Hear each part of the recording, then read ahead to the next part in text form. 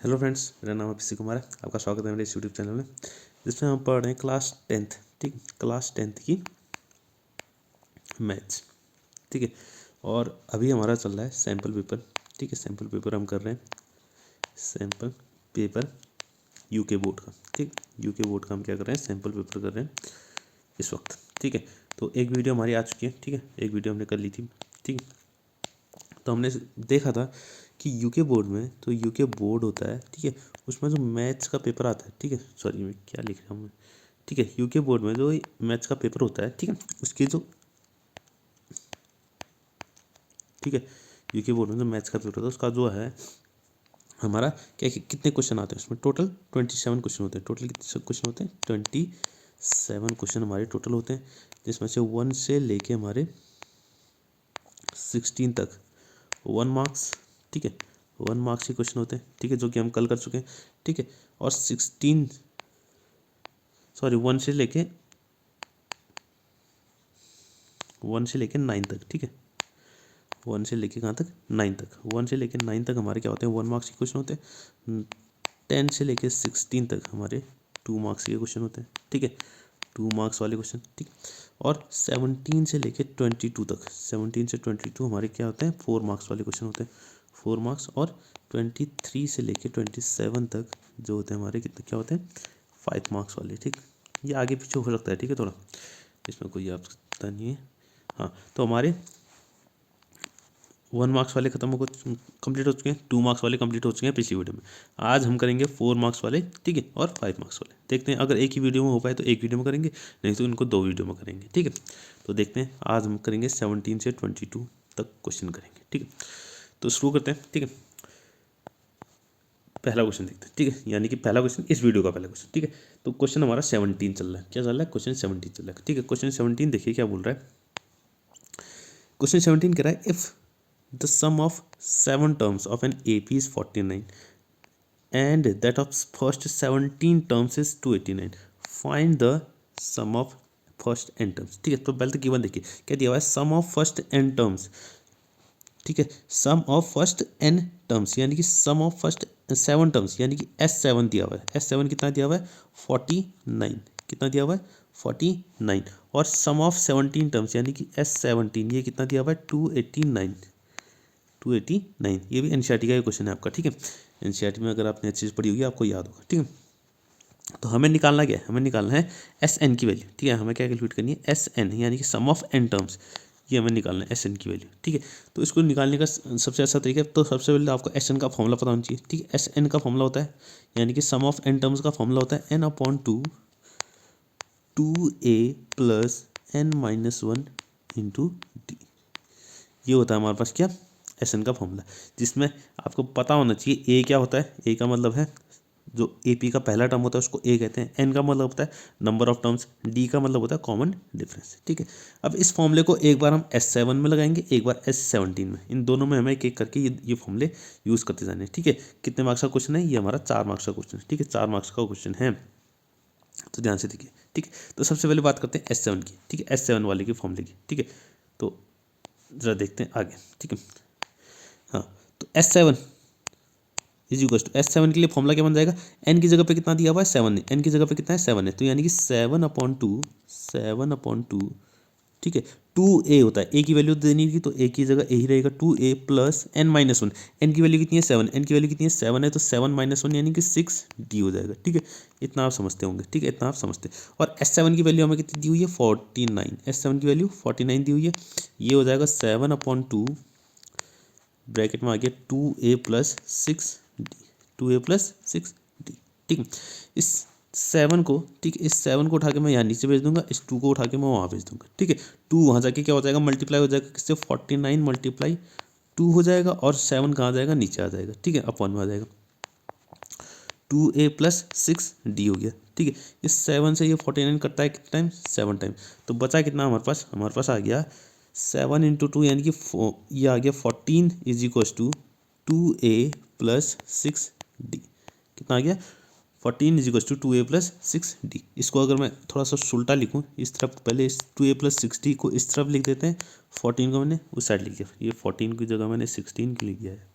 ठीक है, ये हो गया 14, ठीक है। अब आपको ध्यान दे रहा होगा यहाँ पे 2 है, यहाँ पर 6 है, यहाँ पर कितना है 14 है, ये सब 2 से डिवाइड हो जाते हैं। तो पूरी इक्वेशन को मैंने 2 से क्या कर दिया, डिवाइड कर दिया, पूरी इक्वेशन को 2 से डिवाइड कर दिया। 2 से डिवाइड करेंगे तो 2a, ये कितना बन जाएगा, a बन जाएगा, ठीक है, प्लस ये बन जाएगा 3d बन जाएगा, और ये बन जाएगा 7। तो ये बन गई हमारी पहली इक्वेशन। ये क्या बन गई, फर्स्ट इक्वेशन, ठीक है। तो 4 मार्क्स का क्वेश्चन है तो बड़ा ही होगा, ठीक है। ये हमारी क्या बनी, पहली इक्वेशन बनी है, ठीक है। अब बात करते हैं S17 क्या, मैं एक S17 भी दिया हुआ था, क्या दिया हुआ था, S17 तो दिया हुआ था ना। तो S17 इज इक्वल टू, इसका फॉर्मूला इस, अब इसमें n कितना है, 17 है, तो ये हो जाएगा 17/2 2a, a की वैल्यू तो पता नहीं है, तो 2a प्लस n-1, n-1 यानी कि n की वैल्यू कितनी है, 17 है, 17 - 1 कितना होता है, 16 होता है, 16d हो जाएगा, कितना हो जाएगा, 16d हो जाएगा, ठीक है, इतना हो गया। अब S17 की वैल्यू कितनी दी हुई है, 289 दी हुई है, ठीक है। ये आ जाएगा 17/2, ठीक है, फिर 2a प्लस 16d, ठीक है, प्लस 16d, ठीक है। इस 2 को उठा के, इस 2 को मैं कहाँ भेज दूंगा, यहाँ भेज दूंगा, और 17 कहाँ आ जाएगा, नीचे आ जाएगा, ठीक है। तो ये हो जाएगा 289 × 2, अभी मल्टीप्लाई करने की जरूरत है नहीं क्योंकि 17 से कट जाएगा, और 17 कहाँ आ गया, नीचे आ गया, और यहाँ बचा कितना, 2a प्लस 16d, ठीक है, इतना बच गया। 17 से 17 टाइम ये कट जाता है, ठीक है। 17 का स्क्वायर होता है ना 289, तो 17 से कितना हो जाएगा, 289। तो ऊपर बचा कितना, 17 × 2, कितना बचा, 17 × 2, जो क्या आ जाएगा 34, कितना आ जाएगा 34, और यहाँ आ गया 2a प्लस 16d, ठीक है। इसको फिर से मैं उल्टा लिख लेता हूँ, 2a प्लस 16d को मैंने उठा के इस तरफ लिख लिया, और 34 को उठा के उस तरफ लिख लिया, ठीक है। तो यहाँ भी देखिएगा सब 2 से डिवाइड हो रहे हैं, ये 2 यहाँ पर 2 है, यहाँ पर 16 है, और 34 है, सब 2 को मैं सबको मैं 2 से डिवाइड कर लेता हूँ, या ये इसको ये भी कह सकते हैं कि 2 कॉमन ले लिया मैंने, सब में से क्या ले लिया, 2 कॉमन ले लिया, ठीक है। तो बचा कितना, a plus 8d is equal to 17, ठीक है। ये हमारी क्या बन गई, दूसरी इक्वेशन, ये बन गई दूसरी इक्वेशन, ठीक है। पहली इक्वेशन बनी थी एक, ये दूसरी इक्वेशन बन गई। अब एक काम करते हैं, अब हमने क्या करना है, दोनों इक्वेशन को सॉल्व करना है। अब दोनों इक्वेशन को जरा फिर से लिखते हैं, साथ में क्या लिखा है, पहली इक्वेशन क्या आई थी हमारे पास, a plus 3d is equal to 7, ये हमारी पहली इक्वेशन थी, ठीक है। दूसरी इक्वेशन आई थी a प्लस कितनी 16d, sorry 8d, sorry a plus 8d, ठीक है। पीछे देख ही लेते हैं, कितनी आई थी, a प्लस 8d आई थी, 8d आई थी, ठीक है। तो a प्लस 8d, ठीक है, इसको जरा पहले हटाते हैं, ठीक है। a plus 8d is equal to 17, इतना आया था, ठीक है, इज इक्वल टू 17, ठीक है। अब बाई एलिमिनेशन मेथड क्या निकालेंगे, बाई एलिमिनेशन मेथड, याद है ना आपको, बाई एलिमिनेशन दो इक्वेशन को कैसे सॉल्व करते हैं, एलिमिनेशन मेथड या सब्स्टिट्यूशन मेथड, कोई भी मेथड आप यूज़ कर सकते हैं। मैं एलिमिनेशन मेथड यूज़ कर रहा हूँ, तो एलिमिनेशन मेथड यूज़ करने के लिए इन दोनों इक्वेशन को क्या कर देंगे, सब्ट्रैक्ट कर देंगे, और सब्ट्रैक्ट करने के लिए क्या करना पड़ता है, दोनों को इक्वेशन को सब्ट्रैक्ट करेंगे, तो सब्ट्रैक्ट करने के बाद नीचे वाली इक्वेशन के साइन चेंज हो जाते हैं। ये प्लस a है तो ये कितना हो जाएगा, माइनस a हो जाएगा, प्लस 8d है तो ये माइनस 8d हो जाएगा, प्लस 17 है तो माइनस 17 हो जाएगा, ठीक है। तो a और माइनस a ये तो कैंसिल हो गया। अब 3 - 8 ये कितना आ जाएगा, -5d आ जाएगा, 3 - 8 -5d, और 7 - 17, 7 - 17 कितना होता है, -10 होता है, ठीक है। तो d इक्वल्स टू आ गया हमारे पास -10/-5, माइनस से माइनस कैंसिल, और 5 से 10 कैंसिल, कितना आ गया 2।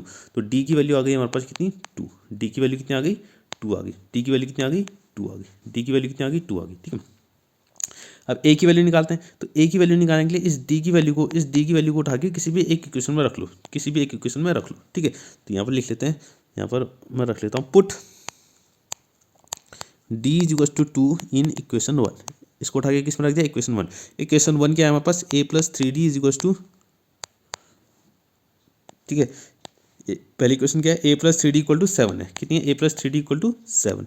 तो d की जगह 2 रखना है, तो a प्लस 3 × 2 हो जाएगा, इज इक्वल टू कितना आ गया, 7 आ गया। तो a plus 6 is equal to कितना आ गया, 7 आ गया। तो a इज इक्वल टू 6 को उठा के इस तरफ भेजा, तो ये हो जाएगा 7 - 6, यानी कि a की वैल्यू कितनी आ गई, 1। तो a की वैल्यू कितनी आ रही है, 1 आ रही है, ठीक है। तो ये हो गया हमारा a की वैल्यू, और d की वैल्यू कितनी आई थी हमारे पास, d की वैल्यू आई थी 2। तो a और d दोनों वैल्यू निकल गई हमारी, लेकिन हमें निकालना क्या था, हमें तो Sn की वैल्यू निकालनी है, सम ऑफ n टर्म्स निकालना है, क्या निकालना है, सम ऑफ Sn टर्म्स।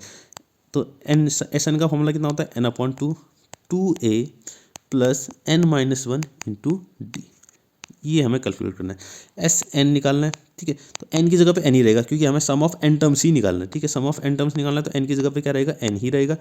2a, अब a की वैल्यू अभी निकालती, a की वैल्यू कितनी आई थी, ए की वैल्यू ये रही हमारी, ए की वैल्यू कितनी है 1 है, ठीक है, और डी की वैल्यू 2 है, तो ए की जगह पे 1, डी की जगह पे 2, ए की जगह पे 1 रखेंगे यानी 2 × 1 हो गया प्लस n-1, और डी की जगह पे कितना रख देंगे 2, बाहर से आ गया 2, ठीक है। तो एस एन इक्वल टू हो गया n/2, 2 × 1 यानी कि 2 × 1 कितना होता है 2 ही होता है, ठीक है, प्लस n-1। अब इस 2 को, इस ये जो 2 है यहाँ पर, इस 2 को मैं क्या करूँगा अंदर मल्टीप्लाई कर दूंगा n से भी और 1 से भी, तो ये हो जाएगा 2n-2, ठीक है। अब यहाँ ध्यान से अगर देखें तो ये +2 है और -2 ये दोनों क्या हो गए कैंसिल हो गए, ठीक है। तो बचा कितना हमारे पास, ये बचा मेरे पास n और अंदर बचा है सिर्फ 2n, तो ये n × 2n हो गया, अपॉन कितना आ गया 2 आ गया, n × 2n कितना हो जाएगा 2n² हो जाएगा, कितना हो जाएगा 2n² अपॉन 2, तो इस 2 से कैंसिल हो गया, बचा कितना n², ठीक है। तो यानी कि जो हमारा Sn आ रहा है सम ऑफ n टर्म्स वो कितना आ रहा है n², तो लास्ट में लिख देंगे sum of n terms is equal to कितना आ रहा है n²। तो ये हो गया हमारा क्वेश्चन कंप्लीट, ठीक है, ये हमारा आंसर आ चुका है, ठीक है। तो हमारा जो पहला क्वेश्चन 17th वाला क्वेश्चन था, ठीक है, ये रहा 17th क्वेश्चन, क्या कह रहा था फाइंड द, ठीक है, find the sum of n terms, find the sum of n terms, तो Sn sum of n terms निकालना था, Sn निकालना था, Sn की वैल्यू हमारी कितनी आ गई, ये आ गई हमारी कितनी n², some of n terms कितना आ गया n² आ चुका है, ठीक है। तो ये हमारा सॉल्यूशन कंप्लीट। बात करते हैं 18th क्वेश्चन की, ठीक है। 18th क्वेश्चन ट्रिग्नोमेट्री आ गई, क्या आ गई ट्रिग्नोमेट्री, ठीक है। तो ट्रिग्नोमेट्री में ये प्रूव करना है हमें, ठीक है, प्रूव करना है। तो ये इस पार्ट को कहते हैं LHS, इस पार्ट को कहते हैं RHS। तो LHS को हम सॉल्व करेंगे और सॉल्व करते करते क्या ले आएंगे RHS ले आएंगे, ठीक है। तो मैं यहाँ पर सीधे लिख लेता हूँ, ठीक है, LHS लिखते हैं, ठीक है, क्या लिखेंगे LHS मतलब क्या होता है लेफ्ट हैंड साइड, ठीक है, लेफ्ट हैंड साइड, जो लेफ्ट हैंड साइड वाला है।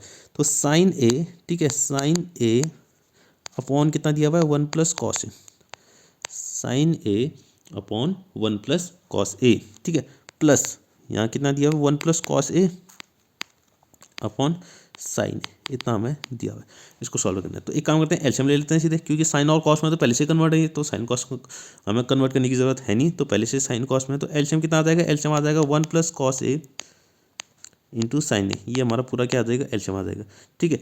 अब ऊपर कितना आएगा, ऊपर आ जाएगा यहाँ पर आ जाएगा sin² A, ठीक है, और प्लस यहाँ पर आ जाएगा 1 + cos A का होल स्क्वायर, ठीक है।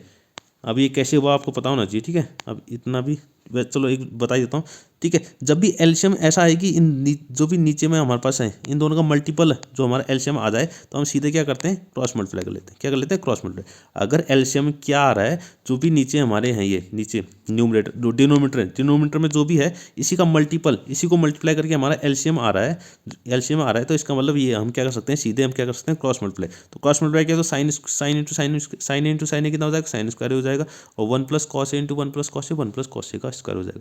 लेकिन ये सिर्फ तभी होगा जब हमारा एलसीएम, ये जो एलसीएम आ रहा था ना, ये जो एलसीएम आया है ये क्या हो, इन दोनों का मल्टीपल हो, ठीक है, क्योंकि 1 + cos A into sine A आ रहा है, ठीक है, इसको इतना समझिएगा, ठीक है। हाँ, तो ये हो गया। अब यहाँ देखिएगा ऊपर तो एक sin² A है और दूसरे ब्रैकेट में कितना है 1 + cos A का होल स्क्वायर है, तो इसको खोलना पड़ेगा। तो 1 + cos A का होल स्क्वायर कितना होता है A + B का होल स्क्वायर, यहाँ पर फॉर्मूला मैं लिख ही लेता हूँ, ठीक है, ताकि आपको अगर पता ना हो किसी बच्चे को, तो A + B का होल स्क्वायर होता है A² + B² + 2AB, ये होता है हमारे पास फॉर्मूला, ठीक है।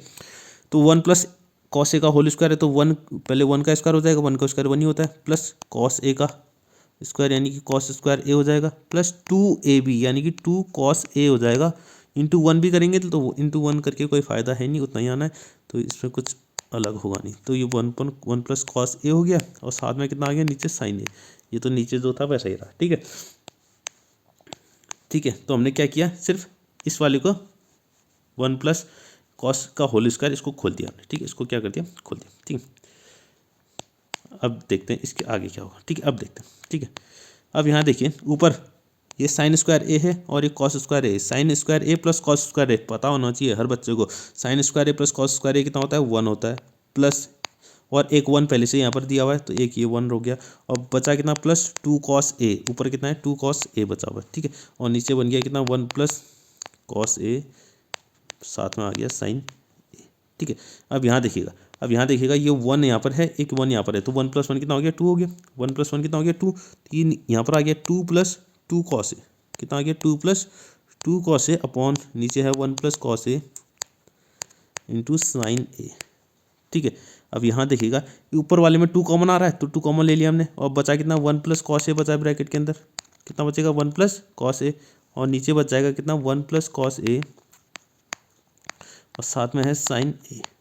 ठीक है, तो अब 1 प्लस कॉस ए से 1 प्लस कॉस ए क्या हो गया, कैंसिल हो गया। तो हमारे पास बचा कितना 2 अपॉन साइन ए, कितना बचा 2 अपॉन साइन ए। अब हमें सबको पता है यहाँ पर अगर मैं देख ब्रैकेट में लिखूँ तो 1 अपॉन साइन ए, 1 अपॉन साइन ए कितना होता है कॉसेक ए होता है, कॉसेक ए। ठीक है, साइन ए का रेसिप्रोकल कौन होता है कॉसेक ए, लेकिन यहाँ पर 2 अपॉन साइन ए तो ये कितना हो जाएगा 2 कॉसेक ए हो जाएगा, कितना हो जाएगा 2 कॉसेक ए। और ये आ गया हमारे पास क्या RHS, ये क्या आ गया RHS। यही तो हमें प्रूव करना था ना, यही तो हमें क्या करना था प्रूव करना था, यही तो हमें प्रूव करना था ना, ये रहा। ठीक है, 2 कॉसेक ए, यही तो हमें प्रूव करना था, तो 2 कॉसेक ए हमारा आ चुका है। ठीक है, तो ये हमारा क्या हो गया कंप्लीट हो गया। ठीक है, लेकिन ठीक है ये 18th क्वेश्चन था हमारा, इसी का और पार्ट भी है। ठीक है, इसका और पार्ट भी देखना है हमें। ठीक है, अब नेक्स्ट देखते हैं इसका और पार्ट। ठीक है, इसका और पार्ट ये भी ट्रिग्नोमेट्री का ही है। ठीक है, ये भी ट्रिग्नोमेट्री का है, तो इसको ध्यान से देखिए।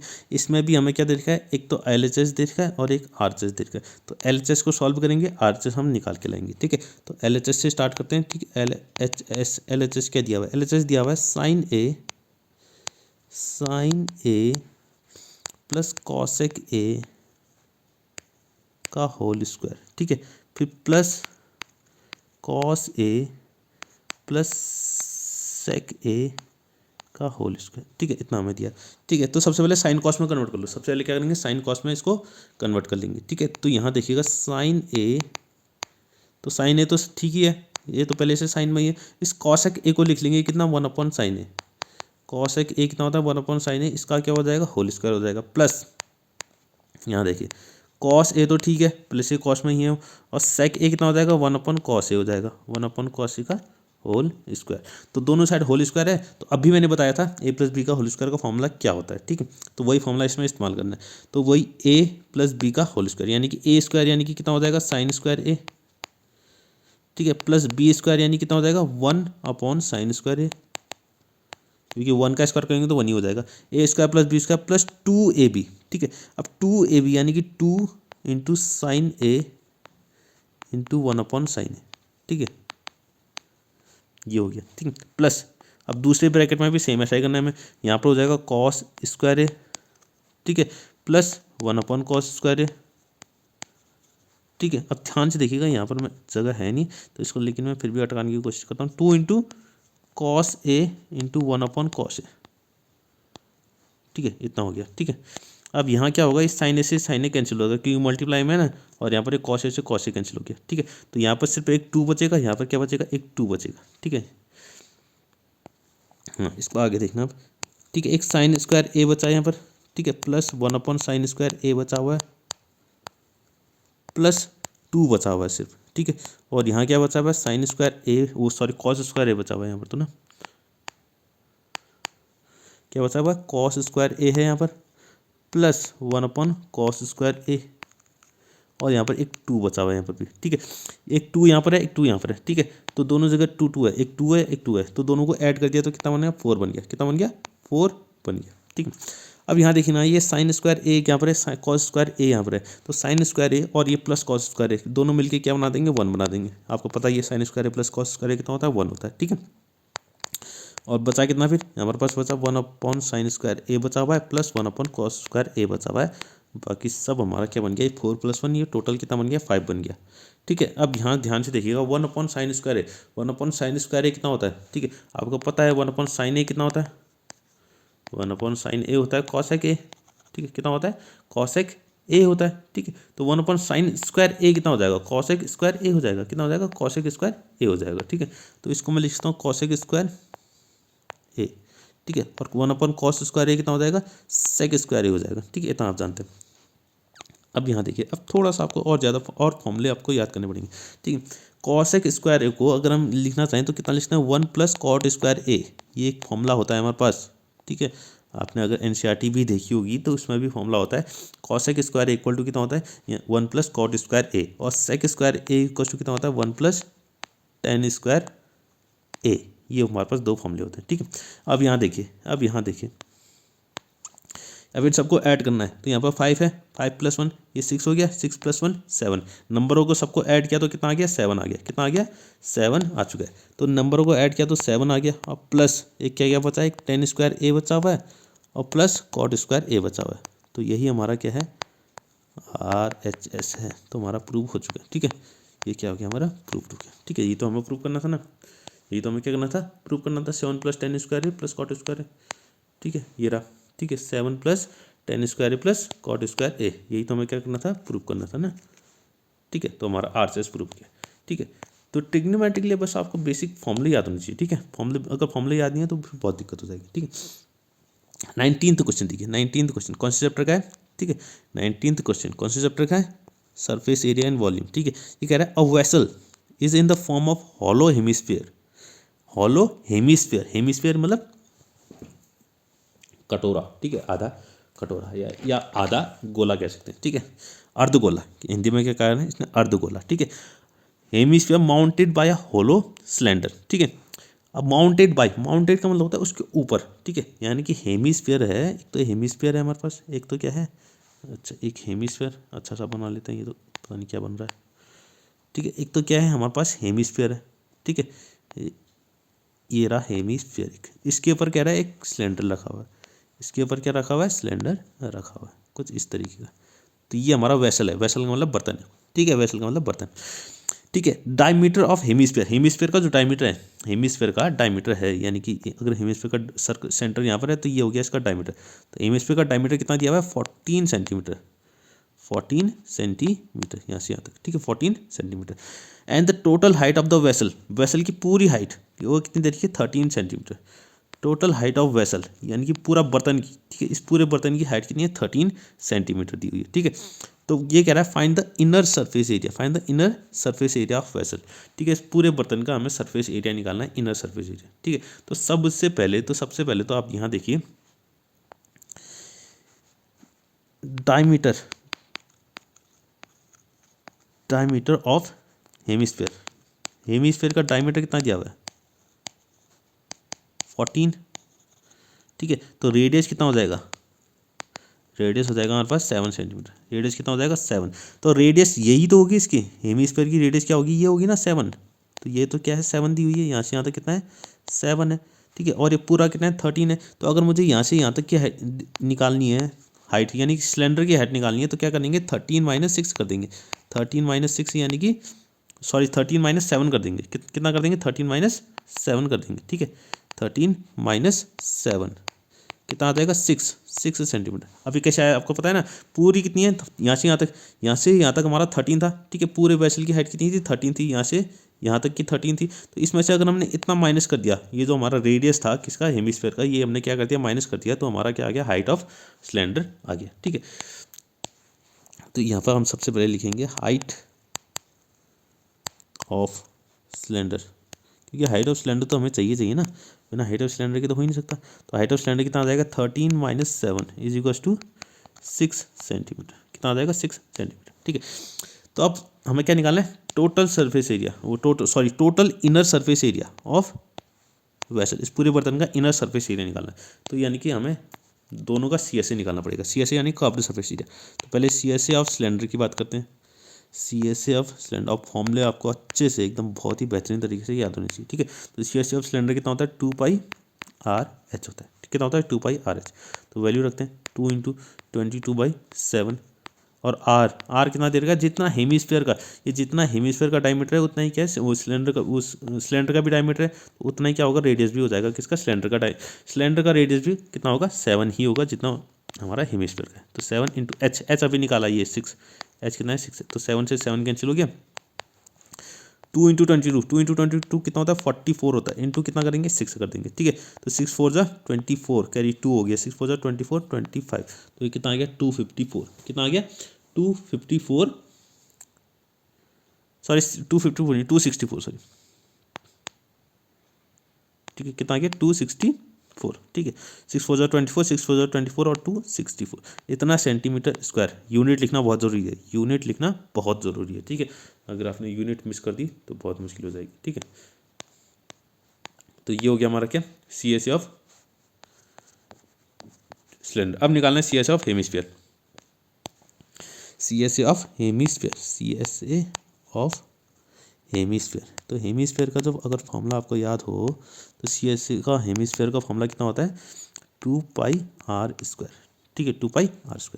तो 2 इंटू पाई, पाई की वैल्यू कितनी है 22/7, आर रेडियस कितना है 7 है, 7 इंटू 7 हो जाएगा क्योंकि r² है, एक 7 से 7 कैंसिल किया गया, 44 इंटू 7 आ गया, 44 इंटू 7, 7 4 28, कैरी 2 7 4 28, 308 सेंटीमीटर स्क्वायर। तो C S A of hemisphere भी आ गया, कितना आ गया, C S A of hemisphere भी हमारे पास पहुंच गया, ठीक है, C S A of hemisphere.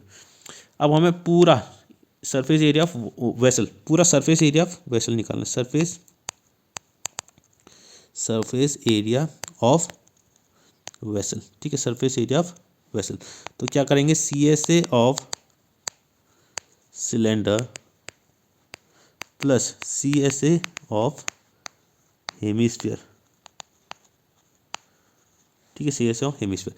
तो C S A of cylinder कितना आया था, 264 आया था, ठीक है, 264 आया था, plus C S F hemisphere कितना आया था, 308 आया था। दोनों को ऐड करते हैं तो दोनों को ऐड करके कितना आता है हमारे पास, 572 सेंटीमीटर स्क्वायर। तो ये हो गया हमारा क्या आंसर, पूरे वेसल का जो surface area, inner surface area आ रहा है वो कितना आ रहा है, 572 सेंटीमीटर स्क्वायर आ रहा है, ठीक। तो ये हमारा क्वेश्चन कंप्लीट, ठीक। इसी का और पार्ट दिया हुआ है, ठीक है, इसी का क्या है, और पार्ट है, ठीक है, और पार्ट दिया हुआ है, देखिए ध्यान से देखिए। ये कह रहा है find the area of the shaded region. ये जो शेडेड रीजन क्या है ना, ये बीच में ये दिख रहा है आपको, जिसमें ब्लैक ब्लैक लाइन की हुई है, ठीक है, area of shaded region if, अच्छा ये रेशियो नहीं है, यहाँ पर ये रेशियो छपा हुआ है, रेशियो नहीं है, ये क्या है, रेडियस है, क्या है, रेडियस है, ये गलती से रेशियो छपा है। If the radius of 2 concentric circles with centre O R 7 centimetre and 14 centimetre, ठीक है। कंसेंट्रिक सर्कल पहले तो कंसेंट्रिक सर्कल समझो। कंसेंट्रिक सर्कल मतलब होता है ऐसे सर्कल, ऐसे 2 सर्कल जो कि एक ही सेंटर पे बने हुए, एक सेंटर ये है और ये इसी सेंटर पे हमने एक दूसरा सर्कल भी बना दिया, इसको कहते हैं कंसेंट्रिक सर्कल, ठीक है। ऐसे 2 सर्कल जिनका सेंटर क्या होता है, सेम होता है, बस उनकी रेडियस अलग अलग होती है, ठीक है। तो रेडियस क्या होती है, अलग अलग होती है। तो ऐसा ही कुछ ये भी है। अब ये कह रहा है, ठीक है, अब इसमें देखिएगा, मैं एक काम करता हूँ, हमें पूरे सर्कल की ज़रूरत नहीं है, हमें पूरे सर्कल की क्या है, ज़रूरत नहीं है। हमें क्या ज़रूरत है, बस ये इस कोन, इस टुकड़े की, ये जो टुकड़ा दिख रहा है सिर्फ इस टुकड़े की ज़रूरत है, ठीक है। इसी को मैं थोड़ा सा मैं बड़ा करके बना देता हूँ, ये रहा, ये बड़ा सा मैंने एक टुकड़ा बना दिया, ये हमारा क्या हो गया, एक इस तरीके से, इस तरीके, ये हमें निकालना है, ठीक है। और हमें निकालना क्या है, ये वाला पार्ट, ठीक है, ये सेट कर रहा हूँ जो मैं, ये पार्ट हमें क्या करना है, कैलकुलेट करना है, ठीक है। ये ओ है, ठीक है, ये क्या हमारे पास ओ है, और इसको ए कह रखा है, इसको क्या कर रखा है, सी कर रखा है, इसको बी कर रखा है, इसको डी कर रखा है, ठीक है, ये हमें देखा। और ये रेडियस क्या क्या देखिए, दोनों सर्कल की रेडियस एक तो 7 है, एक 14 है, एक 7 है, एक 14 है। तो यहाँ से यहाँ तक ये कितना हो जाएगा, ठीक है, ये कितना हो जाएगा, 7 सेंटीमीटर हो जाएगा।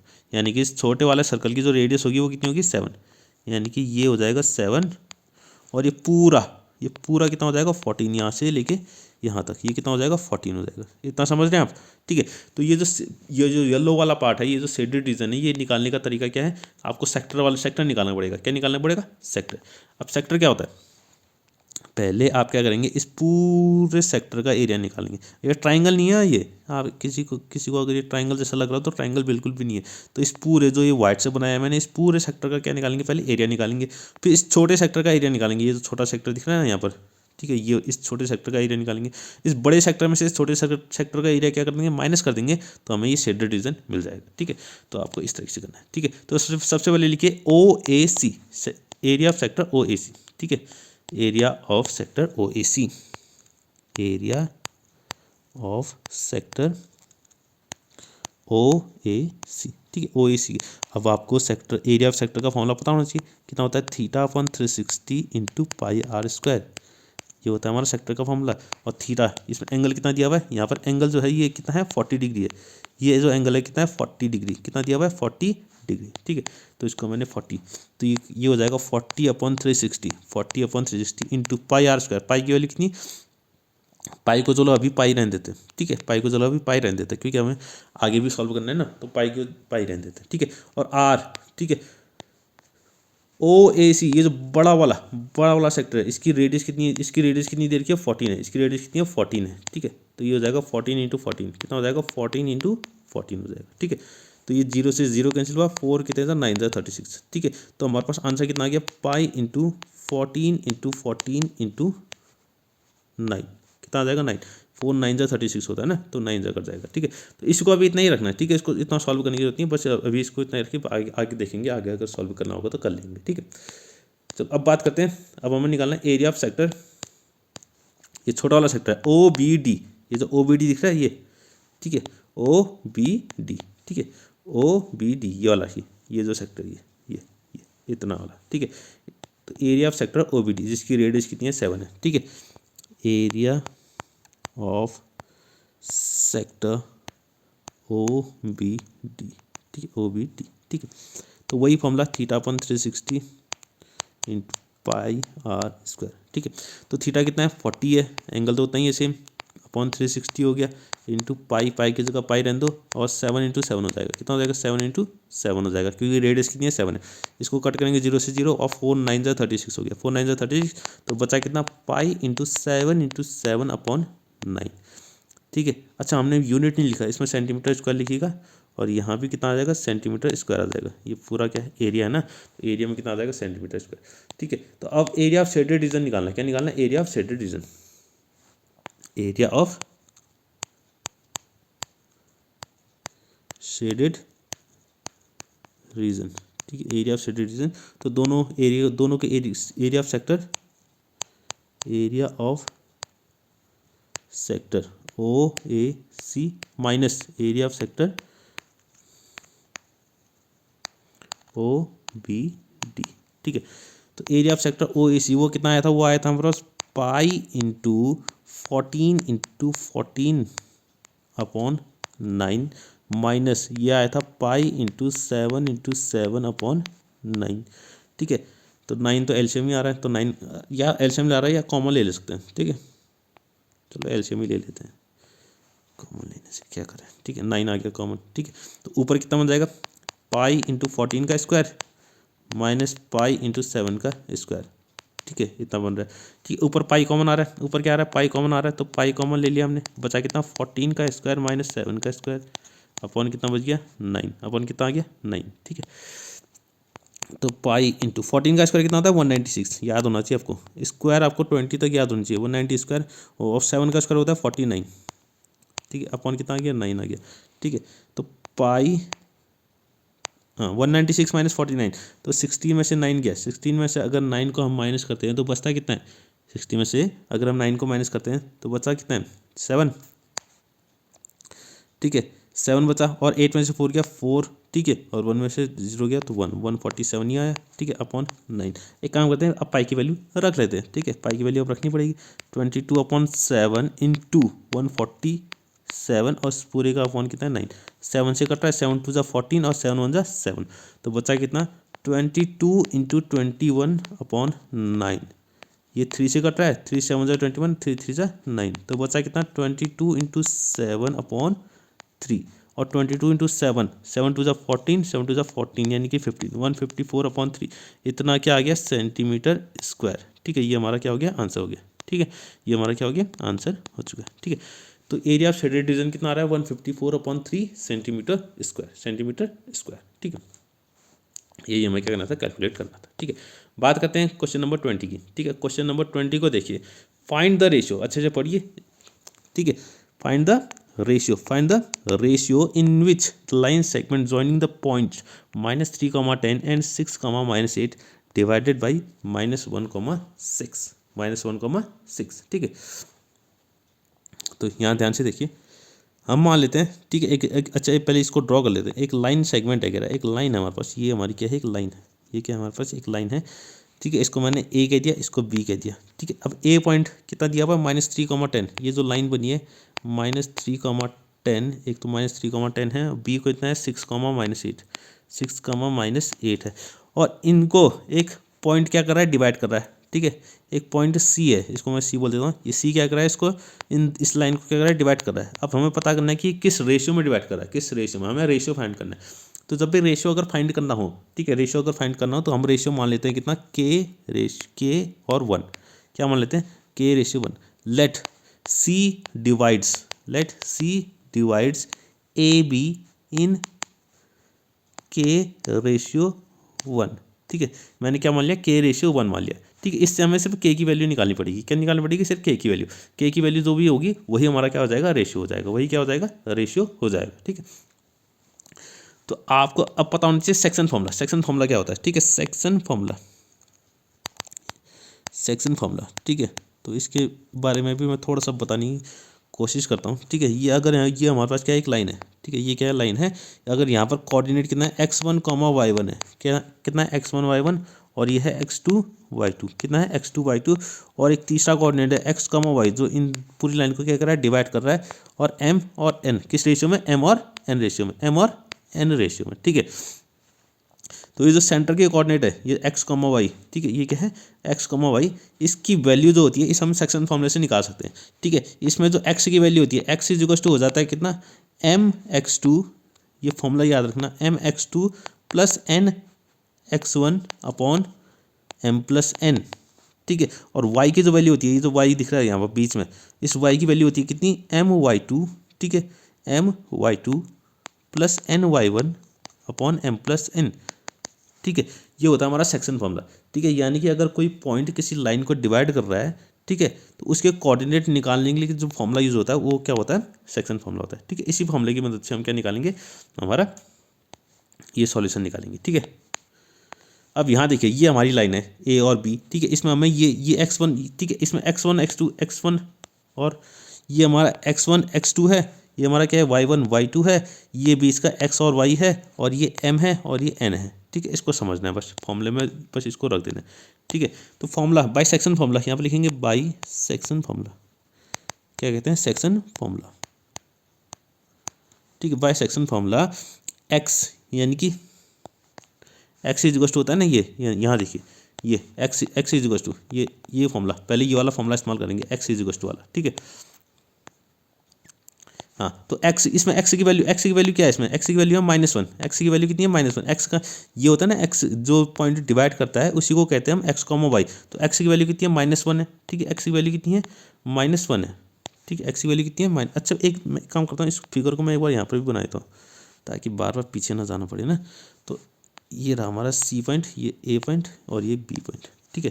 तो इसके कोऑर्डिनेट कितने थे हमारे पास, इसके कोऑर्डिनेट थे हमारे पास कितने, -3, 10 और 6, -8, -3, 10 और 6, -8, और ये सेंटर, ये जो हमारा C के कोऑर्डिनेट थे, C के कोऑर्डिनेट क्या थे, वो -1, 6, -1,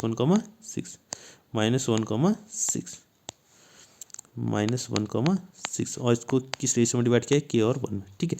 तो अब यहाँ देखिए, अब देखिएगा, ठीक है।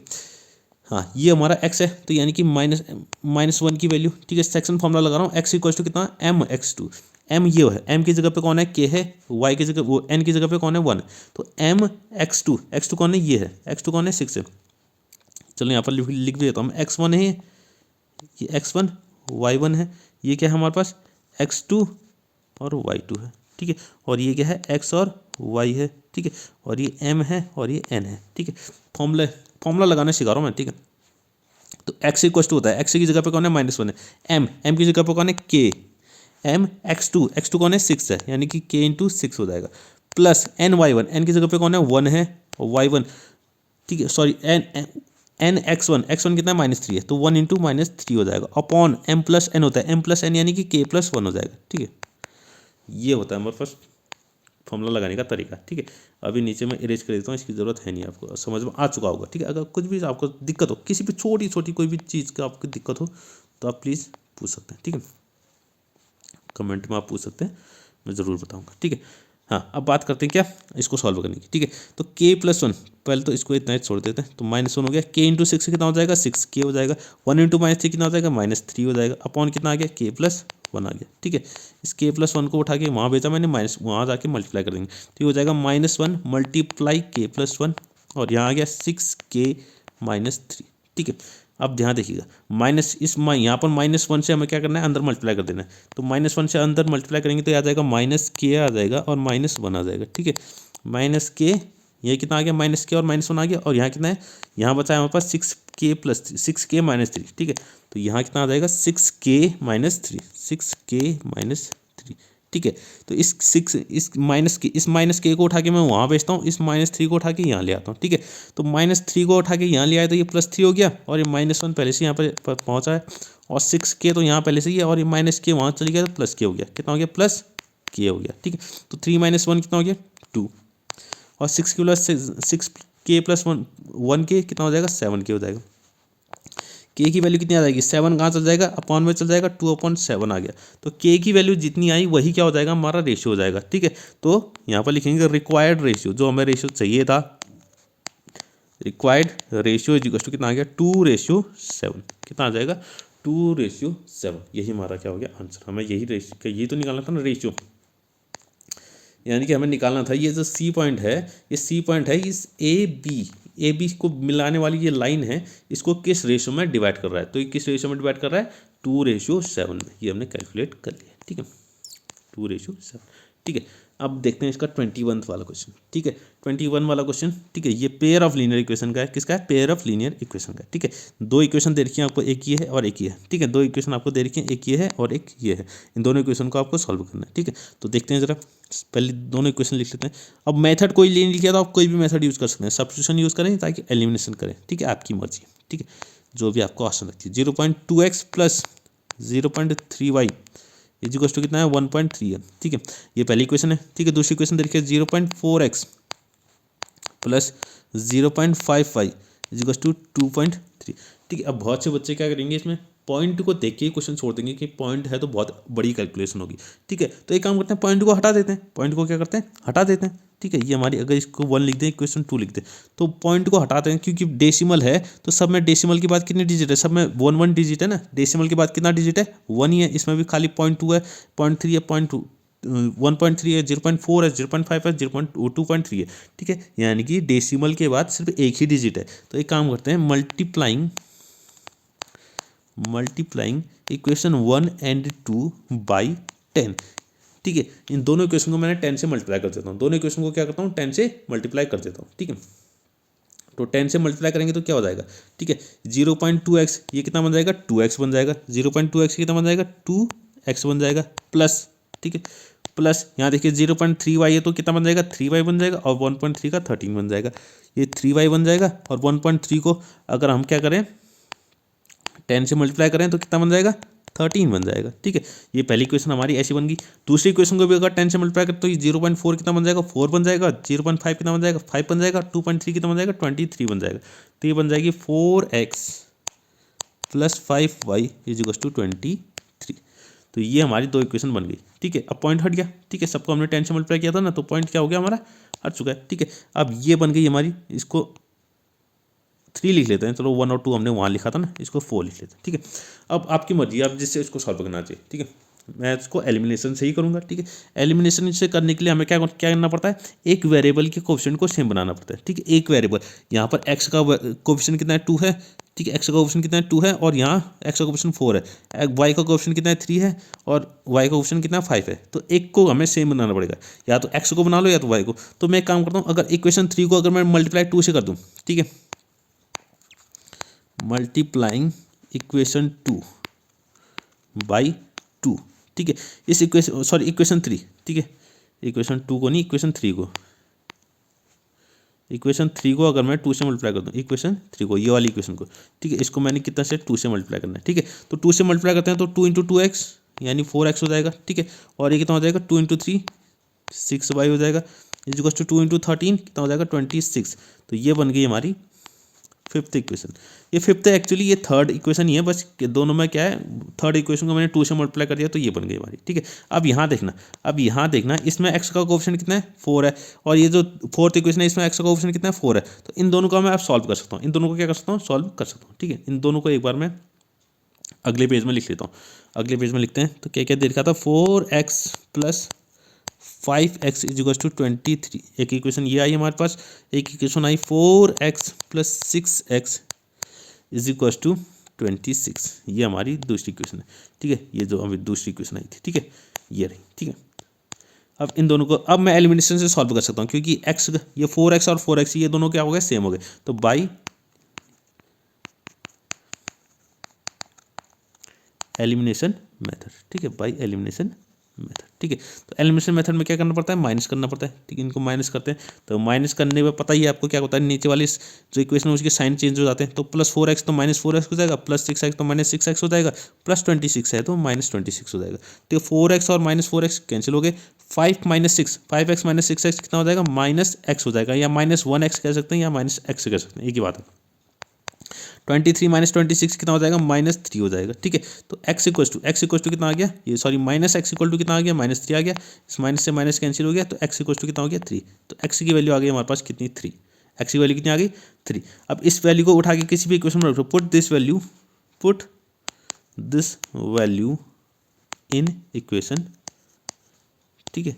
यहाँ ये जो भी इक्वेशन है 4 और 5 किसी में जितनी भी इक्वेशन बनाई है अभी तक हमने, किसी में भी रख लो, सब में आ जाएगा आंसर। तो मैं एक काम करता हूँ, इस थर्ड वाली इक्वेशन में रख लेता हूँ, किसमें, थर्ड, जो थोड़ी सिंपल है, थर्ड वाली इक्वेशन, ये जो थर्ड इक्वेशन दिख रही है इसमें रख लेते हैं।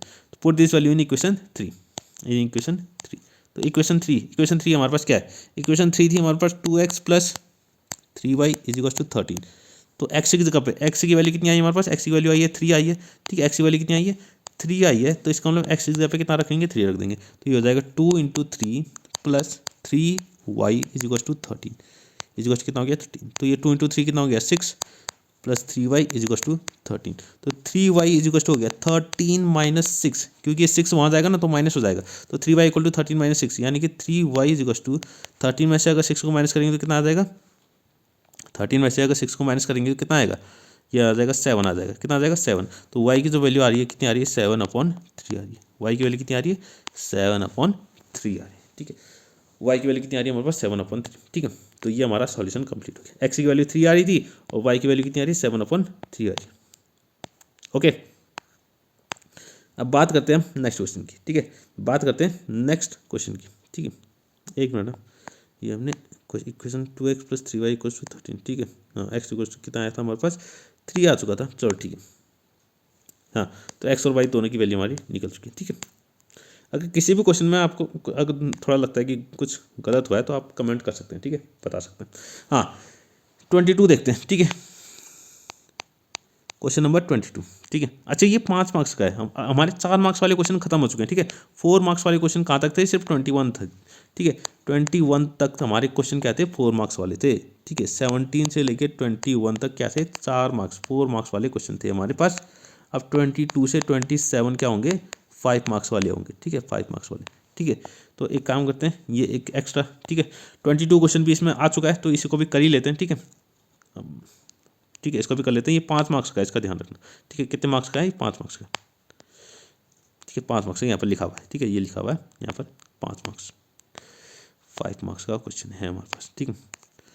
हाँ, 5 मार्क्स का क्वेश्चन क्या दिया हुआ है, from the top of a 7 metre high building, एक 7 मीटर की बिल्डिंग है, the angle of elevation, elevation मतलब होता है द एंगल ऑफ एलिवेशन, ऊपर को एंगल, ठीक है, नीचे से ऊपर को जो एंगल बनता है उसको कहते हैं एंगल ऑफ एलिवेशन। और एंगल ऑफ डिप्रेशन का मतलब होता है ऊपर से अगर नीचे को कोई एंगल बन रहा होगा तो उस एंगल ऑफ डिप्रेशन कहेंगे, ठीक है। तो यहाँ पर कह रहा है angle of elevation of the top of a cable tower is 60 degree and the angle of depression of its foot is 45 degree, determine the height of the tower, ठीक है। तो ये कह रहा है एक तो टावर है हमारे पास, वो सॉरी एक तो बिल्डिंग है, तो बिल्डिंग थोड़ी छोटी है, बिल्डिंग क्या है यहाँ, पहले तो ग्राउंड बना लो, पहले तो क्या बना लो, ग्राउंड, जो भी चीज़ होगी वो कहाँ होगी, ग्राउंड में ही तो खड़ी होगी, और कहाँ जाएगी, और कहाँ जाएगी, ठीक है। एक तो ग्राउंड है, और एक कह रहा है इसके बगल में क्या है, टावर है, क्या है, टावर है, और टावर जो है बहुत बड़ा है, ठीक है। अब ये एक काम करते हैं, बिल्डिंग के बराबर में एक लाइन खींच लेते हैं, ये हमारी बिल्डिंग की हाइट है, ठीक है, बिल्डिंग की हाइट है, और ये टावर है, ठीक है। ये हमारी बिल्डिंग है, बिल्डिंग की हाइट देखिए 7 मीटर, कितनी है, 7 मीटर, ठीक है।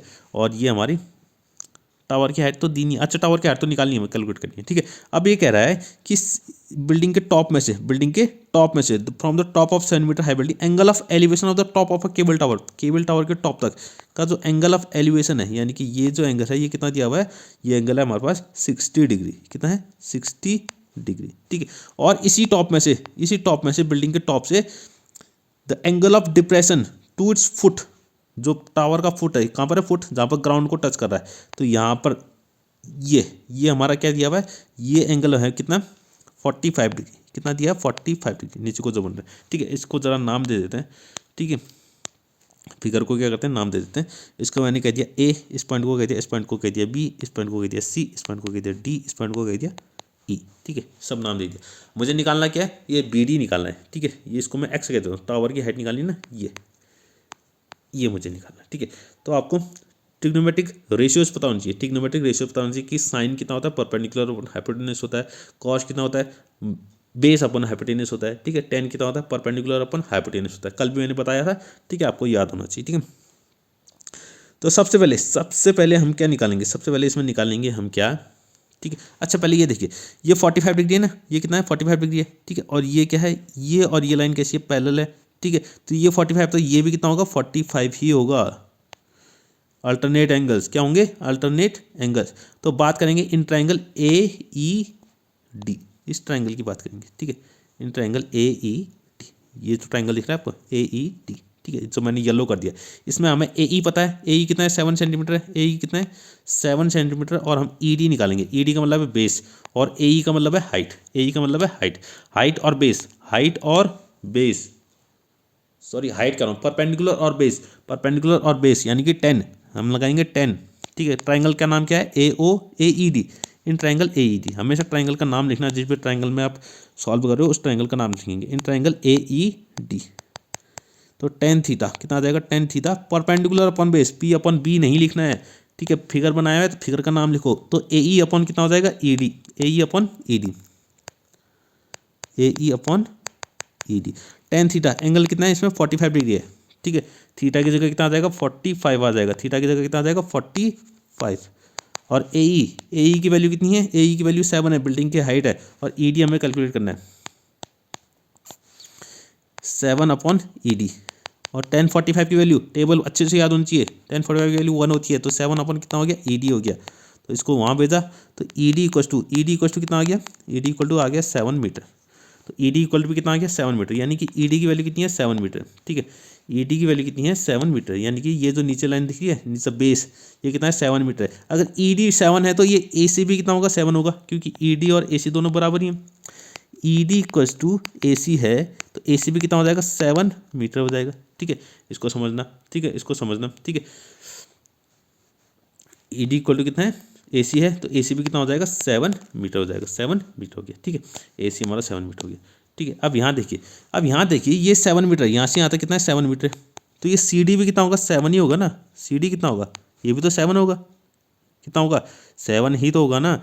तो यानी कि एक्चुअली हमें ये एक्स मैं इसको नहीं मानता हूँ, एक्स को क्या करना चाहिए, मुझे तो खाली इसको डिलीट करते हैं, इसको हटाते हैं। ठीक है, ये सिर्फ एक्स से सिर्फ इतना होगा। ठीक है, इतना होगा, क्योंकि सी डी तो मैं निकाल ही सकूँ, सी डी तो पता ही है ना, सी डी कितना है 7 है, क्योंकि यहाँ इतने अगर ये 7 है तो ये भी कितना होगा 7 ही होगा। तो मुझे सिर्फ अब बी सी निकालना बाकी है, क्या निकालना है बी सी निकालना है। ठीक है, और ए सी में निकाल चुका हूँ, ए सी की वैल्यू कितनी आई, जितनी ई डी की वैल्यू है उतनी है ए सी की वैल्यू है 7 सेंटीमीटर। तो अब इस ट्राइंगल की बात करेंगे, कौन से ट्राइंगल की, ये जो ऊपर ट्राइंगल दिख रहा है ये ए बी सी, ये ट्राइंगल जो वाइट से बना रहा हूँ मैं, ये ट्राइंगल की बात करेंगे। इस ट्राइंगल में मुझे ए सी पता है, ए सी कितना है 7 सेंटीमीटर है, और बी सी निकालना है। ठीक है, यानी कि बेस और परपेंडिकुलर, फिर से हमारे क्या निकलेगा 10 लगेगा, लेकिन थीटा कितना है इसमें 60 डिग्री है, इस बार कितना है 30 इन ट्राइंगल ए बी सी। ठीक है, अब देखेंगे इसमें in triangle A B C, in triangle A B सी।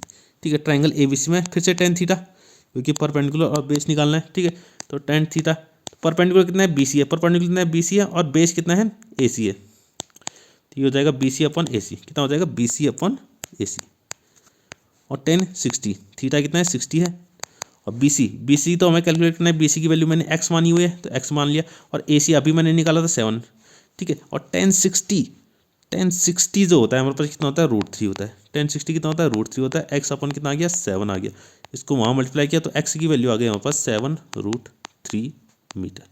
तो ये आ गई एक्स की वैल्यू, एक्स की वैल्यू इतनी आ गई। एक्स की वैल्यू नहीं निकालनी है, हमें हाइट ऑफ टावर निकालना है। ठीक है, तो हाइट ऑफ टावर कितना है, ठीक है, हाइट ऑफ टावर यहाँ से यहाँ तक एक्स है, यहाँ से यहाँ तक कितना है एक्स है, और यहाँ से यहाँ तक कितना है 7 है, तो टोटल टावर की हाइट कितनी हो जाएगी, दोनों को ऐड कर देंगे, एक्स और 7 को क्या कर देंगे ऐड कर देंगे। ठीक है, तो यहाँ पर लिखते हैं, ठीक है अगले इसमें लिखते हैं हाइट ऑफ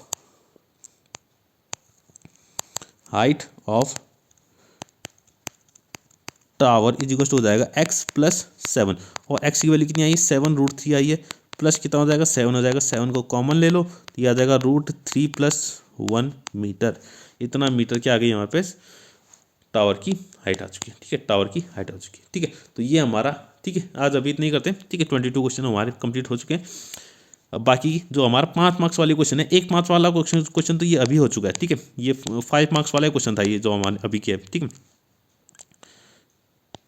अच्छा इसका एक और पार्ट भी है, अच्छा अभी खत्म नहीं हुआ है। ठीक है, इसका एक और पार्ट भी है, तो पहले इसको भी कर लेते हैं। ठीक है, 22 जो क्वेश्चन था हमारा 5 मार्क्स वाला, इसका क्या है एक और पार्ट भी है, तो इसको भी कर लेते हैं। ठीक है, इसका और पार्ट भी दिया हुआ है। ठीक है, क्वेश्चन देखिए, ये भी ट्रिग्नोमेट्री का ही। ठीक है, 2 poles of equal heights, 2 pole हैं जो इक्वल हाइट्स के हैं, are standing opposite each other, दोनों एक दूसरे के क्या कर रहे हैं आसपास, एक दूसरे के उल्टे खरीदे हैं, एक इस साइड कर रहे थे, एक इस तरफ है तो एक उस तरफ है, यानी कि एक पहले ग्राउंड बना लेते हैं। ठीक है, सबसे पहले तो ग्राउंड ही बनाना पड़ेगा। ठीक है, एक पोल यहाँ पर है तो एक इसके सामने कौन खड़ा है, दूसरा पोल है, और दोनों की हाइट क्या है बराबर है। ठीक है, either side of the road, दोनों एक दो रोड के, एक इस साइड खड़ा है, एक रोड के वो साइड खड़ा हुआ है। ठीक है, दोनों एक दूसरे के, और बीच की जो डिस्टेंस है कितनी है 80 मीटर है।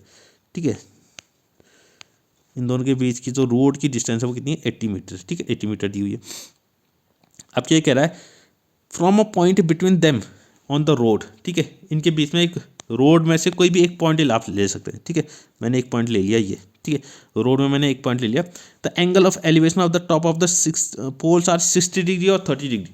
इन इस पॉइंट से इन दोनों पोल्स का जो एंगल ऑफ एलिवेशन बन रहा है, एक तो 60 बन रहा है, एक 30 बन रहा है, एक 60 और एक 30, तो ये बन जाएगा 60 और ये बन जाएगा 30। ठीक है, जिसके नज़दीक होगा वो ज़्यादा एंगल बनेगा। ठीक है, क्योंकि वो थोड़ा ज़्यादा खड़ा होगा ना, ज़्यादा एंगल बनेगा यहाँ पर। ठीक है, तो ये बन गया हमारा। Find the height of the poles, pole की हाइट निकालनी है। ठीक है, पोल्स की हाइट में एक्स मान लेता हूँ, ये मैंने एक्स बोल दिया और ये भी क्या बोल दिया एक्स बोल दिया। ठीक है, find the height of the poles निकालें and the distance of the point from the poles, pole से डिस्टेंस। ठीक है, इस पॉइंट की डिस्टेंस भी निकालने की, पोल से इस पॉइंट की डिस्टेंस कितनी है। ठीक है, तो ये हम निकालेंगे। ठीक है, तो सबसे पहले तो आप देखिए, इसको नाम देता हूँ मैं ए। एक काम करते हैं, इसको थोड़ा सा अच्छे से बना लेते हैं, यहाँ पर तो जगह ही नहीं है ना, इसको फिट ही नहीं हो रहा इसमें। ठीक है, ये तो फिट ही नहीं हो पा रहा ना यहाँ पर, तो एक काम करते हैं, इसको जरा अगले पेज में बनाते हैं। हाँ, यहाँ देखिए। ठीक, अब देखिए, ये हमारे पास क्या है, ग्राउंड है। ठीक है, ये क्या हमारे पास ग्राउंड है। ठीक है, ये ठीक है, और यहाँ पर एक रोड है, तो यहाँ पर 2 पोल बने हुए हैं, एक रोड के इस तरफ पड़ा हुआ है, एक रोड के इस तरफ बना हुआ है, दोनों की हाइट क्या है सेम है, दोनों की हाइट क्या है सेम है, और दोनों जो है 80 मीटर की दूरी पर है, 80 मीटर की दूरी पर है। ठीक है, अब ये कह रहा है एक पॉइंट मुझे लेना है, रोड के बीच में मुझे एक पॉइंट लेना है। ये मैंने एक पॉइंट उठा लिया। ठीक है, ये एक पॉइंट उठा लिया। अब इस पॉइंट से दोनों का एंगल ऑफ एलिवेशन, यानी दोनों के पोल्स का टॉप का एंगल ऑफ एलिवेशन मुझे लिखना है। एक तो एक का है 60 डिग्री, एक का है कितना 30 डिग्री, एक कितना है 60 डिग्री, एक है 30 डिग्री। ठीक है, नाम दे देते हैं, इसको ए कह दिया, इसको बी कह दिया, इसको सी कह दिया, इसको डी कह दिया, और बीच वाले पॉइंट को मैं कह देता हूँ ई। इस बीच वाले पॉइंट को कितना कह दिया, ई कह दिया। ठीक है, इस बीच वाले पॉइंट को मैंने ई कह दिया। ठीक है, अब एक काम करना है। ठीक है, अब एक काम करना है मुझे, अगर मैं मान लेता हूँ, ठीक है, अगर मैं मान लेता हूँ इस पोल की हाइट कितनी है, इस पोल की हाइट में मान लेता हूँ, चलो पोल की हाइट है, तो पहले हमें पॉइंट की डिस्टेंस निकालनी है। ये जो पॉइंट है इस यहाँ से कितनी दूरी पर है, एक्स डिस्टेंस पर है, यहाँ से यहाँ तक कितना है एक्स है। ठीक है, मैंने मान लिया यहाँ से यहाँ तक कितना है एक्स है। ठीक है, तो ये बाकी जो बच गया वो कितना हो जाएगा 80 - एक्स हो जाएगा। इतना आप समझते हैं ना, ये पूरा 80 है, और मैंने बी ई कितना मान लिया, एक्स मान लिया, तो ये ई सी कितना बन जाएगा 80 - एक्स बन जाएगा। इतना आप समझते हो, ठीक, इतना आप समझते हैं। ठीक है, तो यहाँ देखिए, सबसे पहले अब ट्राइंगल की बात करेंगे। इन ट्राइंगल ए बी ई, ये जो वाइट से बना रहा हूँ, इस ट्राइंगल की बात करेंगे, ए बी ई। ठीक है, इसमें बेस कितना है, बेस यानी कि बी कितना मैंने मान रखा है एक्स माना है, और हमें ए बी निकालना है। ठीक है, तो ए बी और यानी कि हमें क्या लगेगा 10 ही लगेगा 10। तो इन ट्राइंगल ए बी ई, ठीक है, ए बी ई। ठीक है, in triangle A B E angle कितना है 10 30 है, एंगल कितना है 30 डिग्री, 30 डिग्री है। परपेंडिकुलर अपन बेस, परपेंडिकुलर कितना है ए बी है, और ये बी ई मैंने एक्स माना हुआ है। ठीक है, तो A B upon B E हो जाएगा 10 30 की वैल्यू होती है 1/√3 होती है, कितनी होती है 1/√3। तो ए बी अपॉन कितना आ गया एक्स आ गया, बी की वैल्यू मैंने एक्स मानी हुई है, बी की वैल्यू कितनी मानी हुई है एक्स मानी हुई है। ठीक है, तो जरा क्रॉस मल्टीप्लाई करते हैं, ठीक है। यहाँ अच्छा यहाँ से एक काम करते हैं, एक्स की वैल्यू निकाल लेते हैं। किसकी वैल्यू? एक्स की वैल्यू। एक्स को उठा के वहाँ भेज दिया और √3 को उठा के वहाँ भेज दिया, तो एक्स इक्वल टू आ गया A B √3। A B equal to कितना आ गया? ए बी √3 आ गया। ये हमारी इक्वेशन 1 मान लेते हैं, इसको मान लिया मैंने इक्वेशन 1, ठीक है। एक्स की वैल्यू एक यहाँ से आ गई, यहाँ से हमारी क्या निकल गई? एक्स की वैल्यू निकल गई, ठीक है। या इसको ए बी की वैल्यू भी निकाल सकते हैं यहाँ से, ठीक है। ए बी की वैल्यू उठा के भी निकाल सकते हैं। चलो इसमें से एक काम करते हैं, ए बी की वैल्यू भी निकाल लेते हैं, ठीक है। इसी इक्वेशन में से ये जो यहाँ पर हमने किया था ना, क्रॉस मल्टीप्लाई किया हमने, तो ए बी की वैल्यू कितनी आ जाएगी? ए बी की वैल्यू आ जाएगी इसमें से एक्स अपॉन √3। कितना आ जाएगी? X upon √3 metre. इतना √3 मीटर हो जाएगा, ठीक है। इसकी ज़रूरत भी पड़ सकती है और इसकी ज़रूरत भी पड़ सकती है, किसी भी जिसकी ज़रूरत पड़ेगी उसको हम यूज़ करेंगे, ठीक है। अब बात करनी है हमें इस ट्राइंगल की, ठीक है। ये वाला ट्राइंगल, इस साइड जो ट्राइंगल है ये DCE या ECD एक ही बात है। इन ट्राइंगल DCE या ECD, DCE, ठीक है। DEC या DCE एक ही बात है, ठीक है। इसमें भी 10 लगेगा। 10 एंगल कितना है? 60 डिग्री है, ठीक है। 10 60 degree perpendicular upon base. Perpendicular कितना है? परपेंडिकुलर है DC और बेस कितना है? EC। बेस कितना है? EC। तो DC upon EC, DC upon EC। 10 60 कितना होता है? √3 होता है। DC तो DC रहेगा। EC की वैल्यू कितनी है? 80 - x है। कितनी? 80 - x। क्रॉस मल्टीप्लाई करते हैं, यहाँ से DC की वैल्यू कितनी आ जाएगी? 80 - x इंटू √3, इतना आ गया। DC की वैल्यू हमारे आ गई इतनी। इसको मैंने इक्वेशन 2 लिख लिया। इसको कितना लिख लिया? इक्वेशन 2 लिख लिया, ठीक है। अब यहाँ देखिए DC कितना है? 80 - x √3 आया, ठीक है। और यहाँ पर AB हमने निकाला था, AB ये रहा, ठीक है। AB हमने निकाला था, AB कितना आया था? x upon √3। AB और DC क्या है? दोनों बराबर है, क्योंकि AB और DC क्या है? दोनों बराबर। AB ये रहा, AB ये रहा और DC ये रहा, दोनों की वैल्यू बराबर, क्योंकि इक्वल पोल है ना। हमने क्या क्या कहा था उसने? इक्वल पोल है, ठीक है। तो AB इक्वल टू DC होगा, ठीक है। AB इक्वल टू कितना होगा? DC होगा, ठीक है। तो यहाँ पर अगले पेज में कर लेते हैं हम। AB इक्वल टू कितना हो जाएगा? DC। AB equal to DC, क्योंकि क्वेश्चन में दिया हुआ है। AB की वैल्यू कितनी है? x अपॉन √3 आई थी और DC की वैल्यू अभी हमने निकाली, कितनी आई? 80 - x इंटू √3, ठीक है। कितनी आई है? 80 - x इंटू √3, ठीक है। तो मल्टीप्लाई करते हैं, √3 वहाँ चल जाएगा, तो ये आ जाएगा x 80 - x और √3 इंटू √3 कितना हो जाएगा? 3 हो जाएगा, ठीक है। तो इस 3 को अंदर मल्टीप्लाई करते हैं तो ये आ जाएगा 3 8 24, 240 - 3x, कितना आ गया? 3x आ गया। इस 3x को उठा के वहाँ भेजते हैं, यहाँ -3x है, वहाँ जाके क्या हो जाएगा? +3x हो जाएगा। तो ये आ जाएगा x + 3x = 240 आ गया, ठीक है। नेक्स्ट पेज में देखिए, x + 3x कितना? 4x हो जाएगा, इक्वल टू कितना आ गया? 240 आ गया। तो x की जो वैल्यू आ गई वो कितना आ गई? 240 अपॉन 4, तो 4 6 था, तो ये आ जाएगा 6। x की वैल्यू कितनी आ गई? 60 मीटर। तो x की वैल्यू आ गई 60 मीटर, ठीक है। अब 60 मीटर x की वैल्यू आ चुकी है हमारी, तो हम जो है AB और CD निकाल सकते हैं। तो AB इक्वल टू कितना था? x अपॉन √3 था। x अपॉन कितना था? √3 था। तो x की जगह 60 रखते हैं, तो 60 अपॉन कितना आ गया? √3 आ गया। तो अपॉन में कभी भी रूट नहीं होना चाहिए। तो एक काम करते हैं, इसका रेशनलाइज करते हैं। तो रेशनलाइज करने का मतलब है √3 से मल्टीप्लाई और डिवाइड कर देंगे, ठीक है। तो ये आ जाएगा 60 √3 ऊपर आ जाएगा और √3 इंटू √3 कितना आ जाएगा? 3 आ जाएगा। तो 3 से ये कैंसिल हुआ, 3 2 = 6। तो कितनी वैल्यू आ गई? ये आ गई हम फर्स्ट 20 √3 मीटर, ठीक है। यानी कि AB की वैल्यू कितनी आ गई? 20 √3। AB इक्वल टू आ गया कितना? 20 √3 मीटर। तो AB इतना है तो CD भी इतना ही होगा, यानी कि height of poles is equal to कितना आ गया? 20 √3 मीटर, ठीक है। और हमें एक चीज़ और निकाली थी, हमें उस पॉइंट की डिस्टेंस निकाली थी। ये तो पॉइंट E दिख रहा है यहाँ पर बीच में, ये पॉइंट E दिख रहा है। इस पॉइंट E की डिस्टेंस निकालनी दोनों पोल से, यहाँ से भी और यहाँ से भी, ठीक है। यहाँ से हमने कितना माना था? x माना था। यहाँ से यहाँ, यानी कि यहाँ से यहाँ तक डिस्टेंस कितनी थी? x थी। तो यानी कि AB पोल से इस E की डिस्टेंस कितनी आई? x की वैल्यू हम निकाल चुके हैं। x की वैल्यू कितनी आई थी? 60 आई थी, ठीक है, ठीक है। तो डिस्टेंस ऑफ पॉइंट यहाँ पर लिख लेते हैं, distance of point from AB से जो पॉइंट की डिस्टेंस आई वो कितनी आ गई? 60 मीटर, क्योंकि x ही मानी थी। और distance of point from CD से कितना आ जाएगा? 80 - x, यानी कि 80 - 60, यानी कि 20 मीटर। कितना आ जाएगा 20 मीटर। ठीक है, तो ये हमारे आंसर हो गए। ठीक है, ये हमारा आंसर हो गया कैलकुलेट। ठीक है, तो 5 मार्क्स आपके हो गए। ठीक है, तो आज के लिए बस इतना ही। हमने 22 क्वेश्चन हमारे खत्म हो चुके हैं। ठीक है, टोटल में 27 क्वेश्चन करने। ठीक है, 22 क्वेश्चन हमारे खत्म हो चुके हैं। तो आज के लिए बस इतना ही। तो आगे जो हमारे क्वेश्चन है, ठीक है, वो हम करेंगे अगली वीडियो में। ठीक है, अगली वीडियो में करेंगे, लेकिन आएगी वो आज ही। ठीक है, दोनों वीडियो हमारी आज ही आएंगी। ठीक है, तो आज के लिए बस इतना ही। Thank you. और लाइक, शेयर और सब्सक्राइब आप कर सकते हैं। ठीक है, अगर आपको अच्छा लगे। और अगर आपको कोई भी दिक्कत हो, कोई भी परेशानी हो किसी भी क्वेश्चन में, ठीक है, तो आप कमेंट कर सकते हैं। ठीक है, तो आज के लिए बस इतना ही। Thank you.